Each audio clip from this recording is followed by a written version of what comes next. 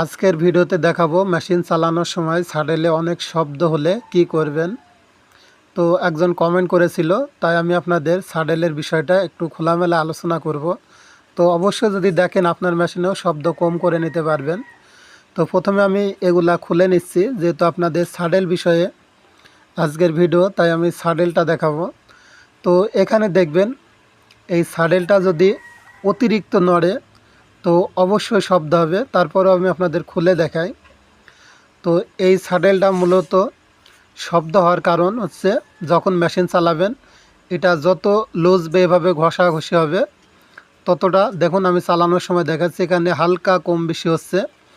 তো এই স্যাডেলটা যদি ক্ষয় হয়ে যায়, যে কোনো এক পাশ এভাবে চালাতে চালাতে ক্ষয় হয়ে যায়, তো এটা ক্ষয় হয়ে গেলে এই স্যাডেলটা এভাবে খুব জোরে সোরে নড়বে এবং বাইরের দিকে চলে আসার একটা ভাব হয়। এজন্যই মেশিন চালানোর সময় স্যাডেল থেকে অনেক শব্দ হয়।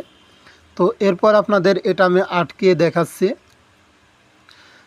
তো এটা আমি টাইট করে নিচ্ছি। তো এটাকেও টাইট করে নিলাম।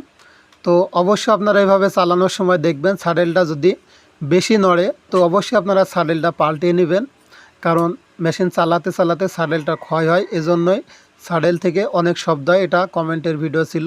এমন ভিডিও দেখতে চাইলে আপনারাও কমেন্ট করতে পারেন।